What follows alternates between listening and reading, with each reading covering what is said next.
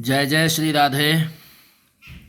मित्रों, आज मैं आपको बताने वाला हूँ कि जब आप देवताओं के पूजन के निमित्त पत्र पुष्प आदि का चयन करते हैं, फूल चुनते हैं, तो उस समय कौन सा मंत्र बोलना चाहिए। आज के कर्मकांड सीखने की पद्धति में हम इन सब बातों पर ध्यान रखेंगे। अगर आप इस चैनल पर नए हैं तो चैनल को सब्सक्राइब करना ना भूलें। मानुषोकं कुरुष्वत्वं स्थानत्यागं च मा कुरु देवतापूजनार्थाय प्रार्थयामि वनस्पते। जिस समय आप पहला फूल तोड़ें उस समय बोले ओम वरुणाय नमः। जब दूसरा फूल तोड़ें तब बोले ओम व्योमाय नमः। और जब तीसरा फूल तोड़ें तो बोलिए ओम पृथिव्यै नमः। तुलसी दल का चयन कैसे करना चाहिए। स्कंद पुराण का वचन है कि जो हाथ पूजार्थ तुलसी दल चुनते हैं वह धन्य हैं। तुलसीम ए विचिनुवंती धन्यास्ते करपल्लवाः। तुलसी का एक एक पत्ता ना तोड़कर पत्तियों के साथ अग्रभाग को तोड़ना चाहिए। तुलसी की मंजरी सब फूलों से बढ़कर मानी जाती है। मंजरी तोड़ते समय उसमें पत्तियों का रहना भी आवश्यक माना जाता है। निम्नलिखित मंत्र पढ़कर पूज्य भाव से पौधे को हिलाए बिना तुलसी के अग्रभाग को तोड़े। इससे पूजा का फल लाख गुना बढ़ जाता है। तुलसी दल तोड़ने के मंत्र। तुलस्य स्मृति जनमासि सदा त्वं केशव प्रिया चिनोमि केशवस्यार्थे वरदा भव शोभने। त्वदङ्गसम्भवैः पत्रैः पूजयामि यथा हरिं तथा कुरु पवित्रांगी कलौमलविनाशिनी। तुलसी दल चयन में निषिद्ध समय, यानी किस समय में तुलसी दल का चुनना निषेध माना गया है। वैधृति और व्यतिपात इन दो योगों में मंगलवार, शुक्रवार और रविवार इन 3 दिनों में, द्वादशी, अमावस्या एवं पूर्णिमा इन 3 तिथियों में, संक्रांति और जनना शौच जैसे किसी के यहाँ बच्चे का जन्म हुआ हो, तथा मरणा शौच में तुलसी दल तोड़ना सख्त मना है। संक्रांति, अमावस्या, द्वादशी, रात्रि और दोनों संध्याओं में भी तुलसी दल ना तोड़ें।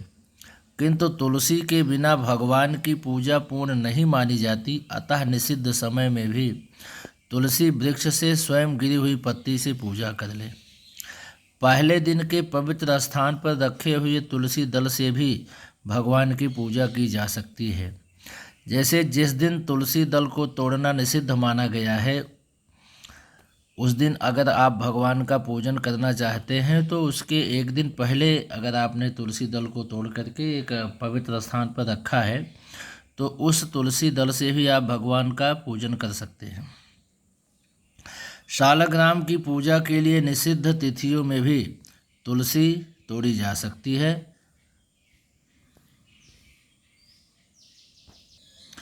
और सबसे मुख्य बात यह है कि बिना स्नान के और जूता पहनकर तुलसी दल कभी ना तोड़ें।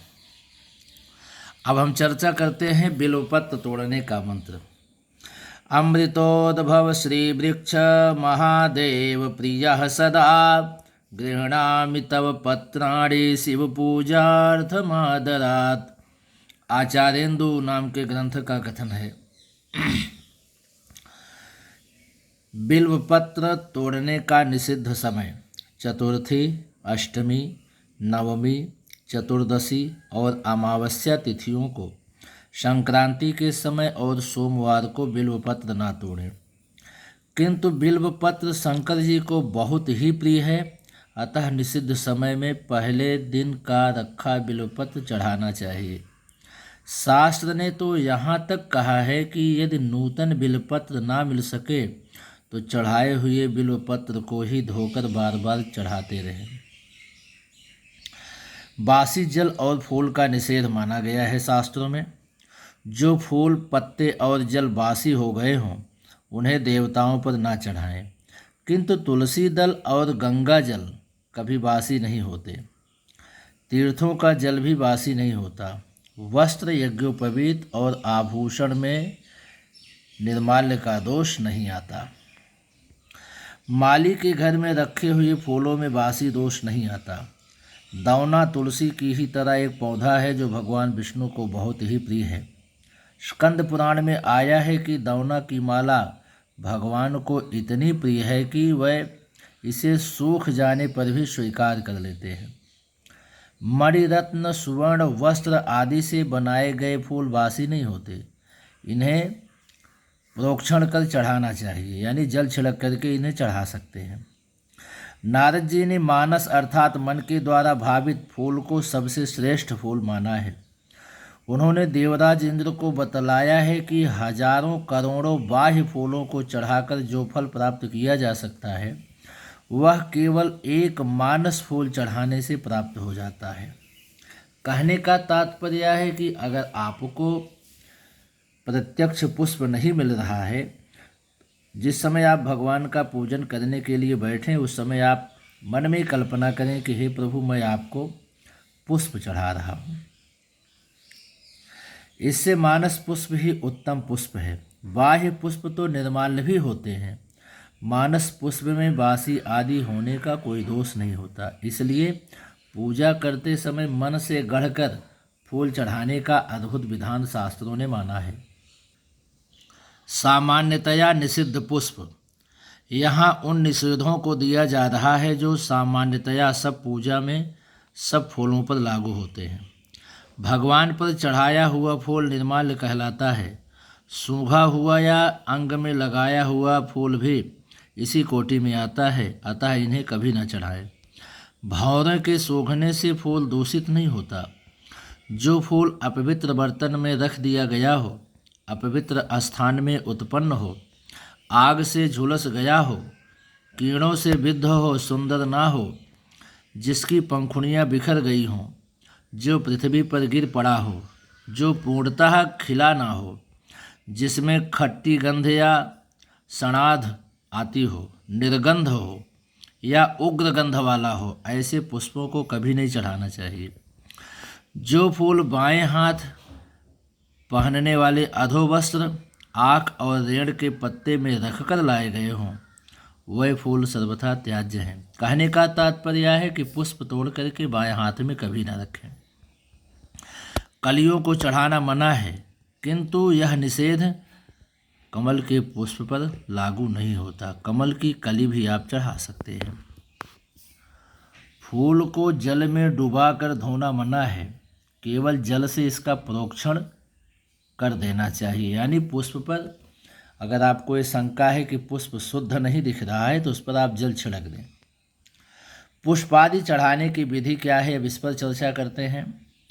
फूल, फल और पत्ते जैसे उगते हैं वैसे ही इसे चढ़ाना चाहिए। कहा गया है यथोत्पन्नम तथा देयम। उत्पन्न होते समय इसका मुख ऊपर की ओर होता है, अतः चढ़ाते समय इनका मुख ऊपर की ओर ही रखना चाहिए। इनका मुख नीचे की ओर ना करें। दूर्वा एवं तुलसी को अपनी ओर और बिल्व पत्र नीचे मुख कर चढ़ाना चाहिए। इनसे भिन्न पत्तों को ऊपर मुख या नीचे मुख कर दोनों ही प्रकार से चढ़ाया जा सकता है। दाहिने हाथ के करतल को उत्तान कर मध्यमा, अनामिका और अंगूठे की सहायता से फूल चढ़ाना चाहिए। फूल उतारने की विधि क्या है? चढ़े हुए फूल को अंगूठे और तर्जनी की सहायता से उतारें। पंचदेव पूजा। आगमोक्त पद्धति क्या कहती है? प्रतिदिन पंचदेव पूजा अवश्य करनी चाहिए। यदि वेद के मंत्र अभ्यस्त ना हो तो आगमोक्त मंत्र से, यदि वह भी अभ्यस्त ना हो तो नाम मंत्र से, और यदि यह भी संभव ना हो तो बिना मंत्र के ही जल, चंदन आदि चढ़ा करके पूजा कर लेनी चाहिए। यहाँ सामान्य रूप से पूजा की विधि दी जा रही है, साथ साथ नाम मंत्र भी हैं। जो श्लोकों का उच्चारण न कर सकें वह नाम मंत्र से षोडशोपचार पूजन करें। गृह मंदिर में स्थित पंचदेव पूजा। यदि गृह का मंदिर हो तो पूजा गृह में प्रवेश करने से पहले बाहर दरवाजे पर ही पूर्वोक्त प्रकार से आचमन कर लें और 3 तालियां बजाएं और विनम्रता के साथ मंदिर में प्रवेश करें। ताली बजाने के पहले निम्नलिखित विनियोग सहित मंत्र पढ़ लें। विनियोग: हाथ में जल लेकर ओम अपो सर्पण्डविति मंत्रस्य वामदेव ऋषि शिवो देवता अनुष्टुप छंदः भूतादि विघ्नोत्सादने विनियोगः।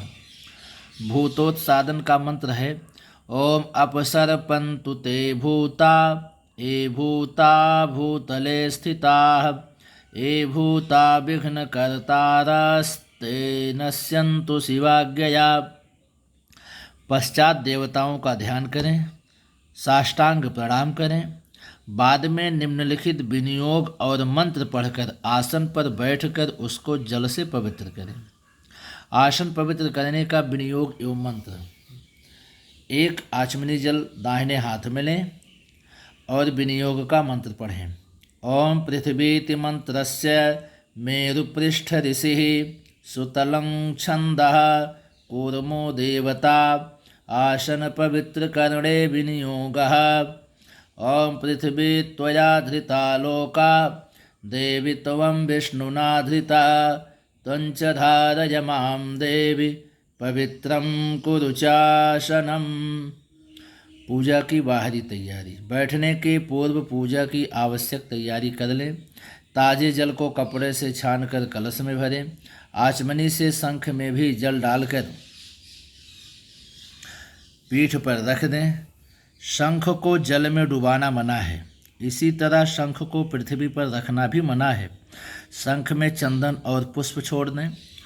उदकुंभ यानी कलश के जल को भी सुवासित करने के लिए कपूर और केसर के साथ चंदन घिसकर मिला दें या पवित्र इत्र डाल दें। अक्षत को केसर या रोली से हल्का रंग दें। पूजा सामग्री रखने के प्रकार: जिस समय आप पूजन करने के लिए बैठते हैं उस समय पूजा की सामग्री किधर रखनी चाहिए, इस बात का शास्त्र ने निर्देश दिया है। इसके अनुसार वस्तुओं को यथास्थान सजा देनी चाहिए। जहाँ बैठे हैं उसके बाईं ओर सुवासित जल से भरा जलपात्र होना चाहिए। घंटा और धूपदानी, तेल का दीपक भी बाईं ओर रखें और घी का दीपक, सुवासित जल से भरा शंख दाहिनी ओर रखें। सामने कुमकुम, केसर और कपूर के साथ घिसा गाढ़ा चंदन, पुष्प आदि हाथ में तथा चंदन ताम्र पात्र में न रखें। भगवान के आगे क्या रखना है? चौकोर जल का घेरा डालकर नैवेद्य की वस्तु रखें। अब पूजा की भीतरी तैयारी क्या होनी चाहिए? शास्त्रों में पूजा को 1000 गुना अधिक महत्व बनाने के लिए एक उपाय बतलाया गया है। वह उपाय है मानस पूजा, जिसे पूजा से पहले करके फिर बाह्य वस्तुओं से पूजन करें। पहले पुष्प प्रकरण में शास्त्र का एक वचन उद्धृत किया गया है, जिसमें बतलाया गया है कि मन कल्पित एक फूल भी चढ़ा दिया जाए तो करोड़ों बाहरी फूल चढ़ाने के बराबर होता है। इसी प्रकार मानस, चंदन, धूप, दीप, नैवेद्य भी भगवान को करोड़ गुना अधिक संतोष दे सकेंगे। अतः मानस पूजा बहुत ही आवश्यक है। मानस पूजा: वस्तुतः भगवान को किसी वस्तु की आवश्यकता नहीं है, वह तो भाव के भूखे हैं। संसार में ऐसे दिव्य पदार्थ उपलब्ध नहीं हैं जिनसे परमेश्वर की पूजा की जा सके। इसलिए पुराणों में मानस पूजा का विशेष महत्व माना गया है। मानस पूजा में भक्त अपने इष्टदेव को मुक्तामणियों से मंडित कर स्वर्ण सिंहासन पर विराजमान कराता है। स्वर्गलोक की मंदाकिनी गंगा के जल से अपने आराध्य को स्नान कराता है। कामधेनु गौ के दुग्ध से पंचामृत का निर्माण करके वह अपने प्रभु को स्नान कराता है। वस्त्राभूषण भी दिव्य अलौकिक होते हैं। पृथ्वी रूपी गंध का अनुलेपन करता है। अपने आराध्य के लिए कुबेर की पुष्प वाटिका से स्वर्ण कमल पुष्पों का वह चयन करता है। भावना से वायु रूपी धूप, अग्नि रूपी दीपक तथा अमृत रूपी नैवेद्य भगवान को अर्पण करने की भी विधि मानसिक पूजा में बताई गई है। इसके साथ ही त्रिलोकी की संपूर्ण वस्तु सभी उपचार सच्चिदानंद घन परमात्मा प्रभु के चरणों में भावना से भक्त अर्पण करता है। यह है मानस पूजा का स्वरूप। इसकी एक संक्षिप्त विधि भी पुराणों में वर्णित है, जो मैं आपको बता रहा हूँ। ओम लंग पृथिव्यात्मकं गंधम परिकल्पयामि। हे प्रभु, मैं पृथ्वी स्वरूप गंध आपको अर्पित करता हूँ। ओम हं आकाशात्मकं पुष्पं परिकल्पयामि। हे प्रभु, मैं आकाश स्वरूप पुष्प आपको अर्पित करता हूँ। ओम यम वायुवात्मकं धूपं परिकल्पयामि। हे प्रभु, मैं वायुदेव के रूप में धूप आपको प्रदान करता हूँ। ओम रंगवह्न्यात्मकं दीपं दर्शयामि। हे प्रभु, मैं अग्निदेव के रूप में दीपक आपको प्रदान करता हूँ। ओम वं अमृतात्मकं नैवेद्यम निवेदयामि। हे प्रभु, मैं अमृत के समान नैवेद्य आपको निवेदन करता हूँ। ओम सं सर्वात्मकं सर्वोपचारं समर्पयामि। हे प्रभु, मैं सर्वात्मा के रूप में संसार के सभी उपचारों को आपके चरणों में समर्पित करता हूँ। इन मंत्रों से भावनापूर्वक मानस पूजा की जा सकती है। मानस पूजा से चित्त एकाग्र और सरस हो जाता है। इससे बाह्य पूजा में भी रस मिलने लगता है। यद्यपि इसका प्रचार कम है, तथापि इसे अवश्य अपनाना चाहिए।